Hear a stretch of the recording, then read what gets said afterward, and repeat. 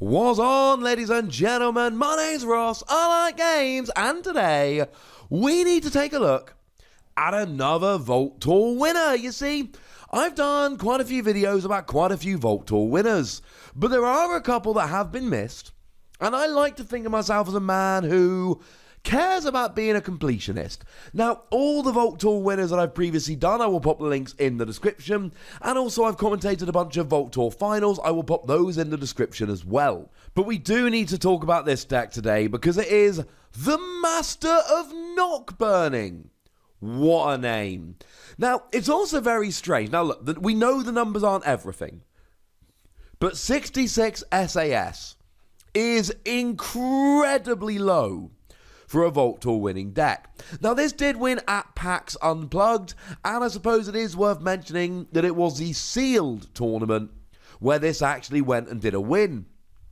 But there was still over 100 people in that tournament, and this is extremely weird that it's such a low-rated deck. So how did it win? Well, it's a Brobnar Disc Star Alliance deck, and it's not particularly great at gaining amber. It's all right at stopping your opponent gaining amber, and it's a bit disruptive, and it's very powerful, and it controls your opponent's creatures, and it does just enough to stop your opponent winning.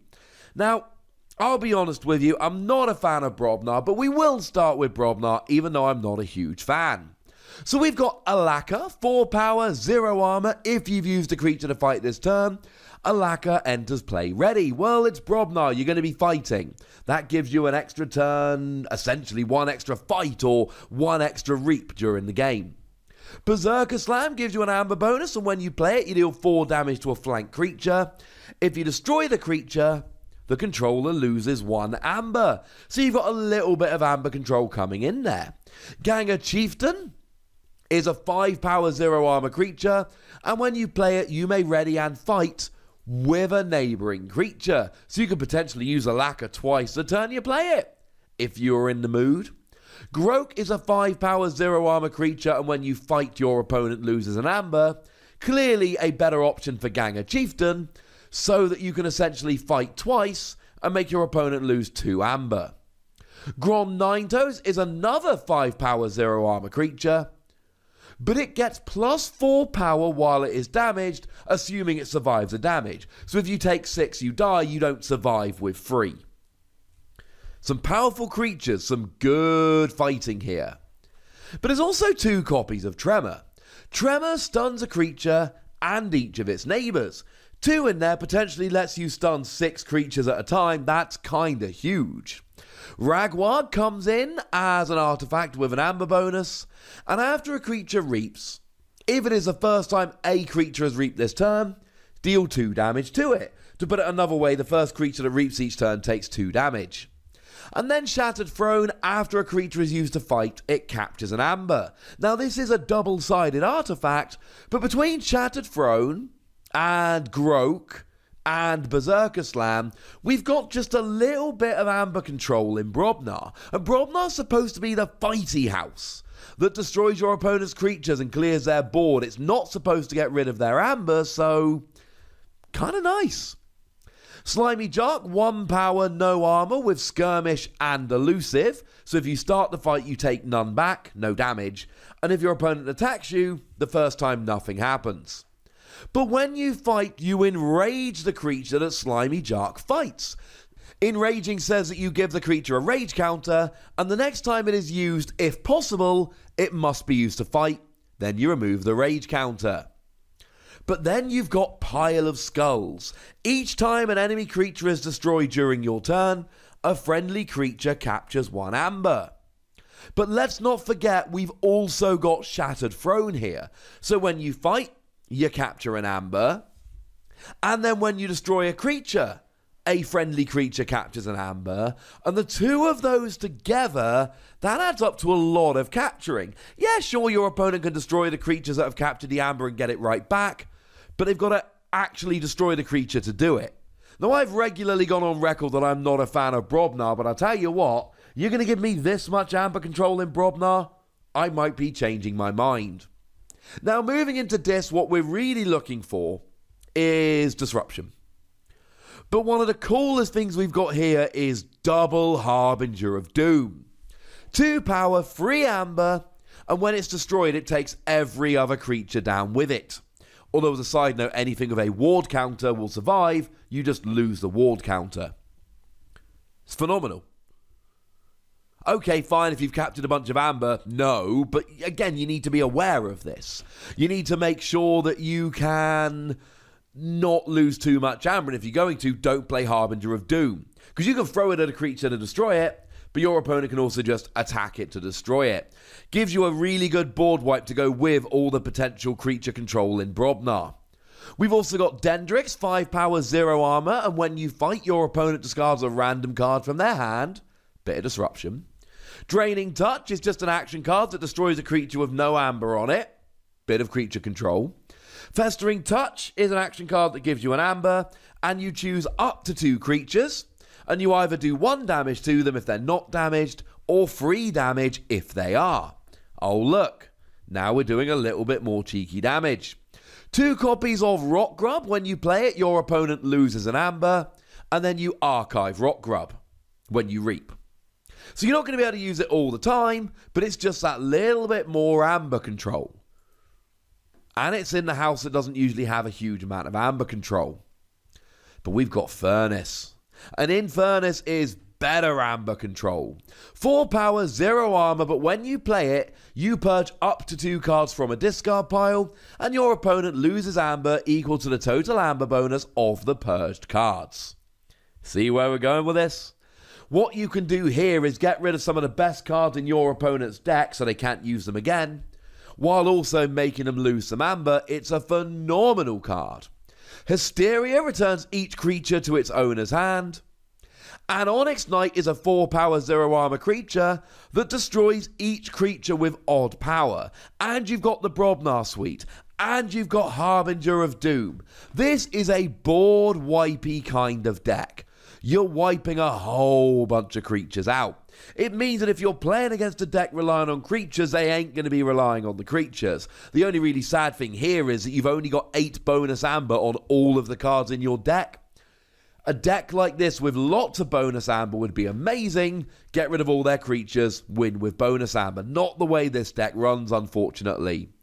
We've also got Snag's Mirror, an artifact with an amber bonus, one of the few. And after a player chooses an active house, their opponent cannot choose the same house as their active house on their next turn. Pretty useful in a mirror match, semi-mirror match, or third of a mirror match? Does that work? Sometimes useless, though. Oh, and one Wretched Dole, a kind of odd card, if I'm honest with you. It's an artifact with an action. If there is a Doom counter in play, destroy all creatures with Doom counters. Otherwise, put a Doom counter on a creature. But it's one of those, you play it and it's exhausted. And then on your next Dis turn, you can put a Doom counter on something. And then your next Dis turn, if you get multiples of Wretched Dole, it's really good. On its own, it's underwhelming. Sorry. And then moving into the Grand Star Alliance, this might be my favourite part of the deck. So, one thing that jumps out to me straight away, 2 copies of Comm Officer Kirby. 3 power, 0 armor, but when you play, or fight, or reap, you may play a non-Star Alliance artifact, upgrade, or action card this turn. That is to say, not creature. Boo. But still actually a phenomenal card. And that's when you play or fight or reap, you get to do it a lot. Then we've got 2 copies of Helmsman Spears. When you fight or reap, 2 power, 0 armor creature. When you fight or reap, you discard any number of cards from your hand and then replace them from the deck. So you're not gaining any cards, but you're cycling your cards. And between Helmsman Spears and Comm Officer Kirby, you are going to find what you're looking for far more easily and be able to play it when you shouldn't usually be able to. We've then got Armsmaster Melina, a 4 power, 0 armor creature that itself has hazardous free and grants each of its neighbours hazardous free. If you go to attack, you take 3 damage before the fight happens. Yeah, that's going to stop a few people attacking you. Cloaking Dongle gives you an amber bonus and gives this creature and each of its neighbours elusive, which means you've got to attack twice just to damage a creature during the turn. First time you attack, nothing happens. Imagine combining Cloaking Dongle with Armsmaster Melina. You can't attack it the first time, and then the second time during the turn, you've got to take 3 damage. That's going to be kind of annoying.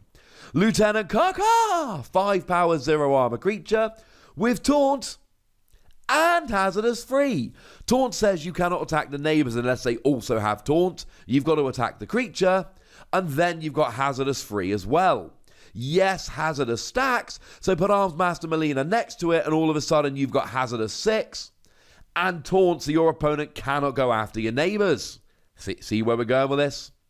Medic Ingram is a 3 power 0 armor creature, and when you play or fight or reap, you may heal 3 damage from a creature and ward it. That is to say, give it a ward counter, and the next time it would be damaged, you just remove the ward counter, or destroyed, or, removed from play. Just any time anything bad would happen. There you go. We've got a copy of Quintrino Flux. When you play it, you choose a friendly creature and an enemy creature, and destroy the chosen creatures, and each creature with the same power as either of the chosen creatures. So if you choose a 2 power and a 5 power, every 2 and 5 power creature on the board goes down. Bearing in mind you've also got Harbinger of Doom. And you've also got Hysteria. There's a lot of ways to clear the board with this deck. We've then got Psy Officer Morpheus, 2 power, 1 armor. After you play a creature with a play effect, trigger its play effect an additional time.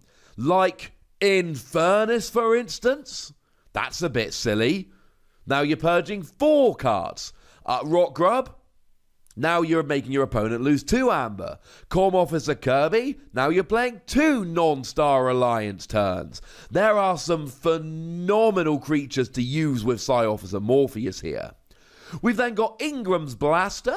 When you fight or reap, you may deal 2 damage to a creature or attach it to Medic Ingram.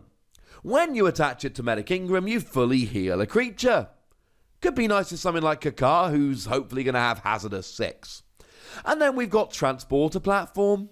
Gives you an amber bonus, and you return a friendly creature and each upgrade attached to it to your hand. You've actually got 2 upgrades in the deck. It's not a great upgrade deck, unfortunately. You got Ingram's Blaster and Cloaking Dongle. But then again, they both have an amber bonus. So, and again, it's not going to be the easiest combo to pull off, but imagine this. You've got Psy Officer Morpheus down. You've got Infernus on the field. You attach both of those upgrades to Infernus, you get 2 amber. You then use Transporter Platform to pick it up. You then play it down. You get to purge 2 cards from your opponent's discard, making them lose each amber bonus on the card. But because you got Psy Officer Morpheus down, that happens twice. Then you can reattach both those upgrades to get 2 more armor. This is not, on the face of it, the world's most amazing deck. It looks like an above average deck. But then you look at the ridiculous creature control it's got. Then you look at some of the combos we've got going on here. And the fact that we got pretty good amber control in at least 2 of the houses. And all of a sudden, this is actually starting to look like a much better deck when we delve into it than it did on paper. And you don't win a Vault Tour, even a sealed Vault Tour, with a bad deck. It doesn't happen. You got to be a pretty good player, and you got to have a pretty good deck at the least. So there you go, ladies and gentlemen, the master of Knockburning, a weird deck, a cool deck, and a Vault Tour winning deck. But at this stage, I'd like to know what you think about this deck, which combos you like, and all this good stuff. So let me know in the comment section. Go nuts, be nice. And then make sure you like this video, subscribe to this channel, and follow me on Twitter at the Wossy, where we talk Keyforge, Transformers, Final Fantasy, and the new Digimon game. Yeah. And do please consider checking out patreon.com/PTCGradio, where you can support the channel, get some bonus podcasts, all that good stuff. But by far the most important thing, as always, look after yourselves till next time, would ya? Thank you very much for watching. My name's Ross, and you've been watching Wossy Plays.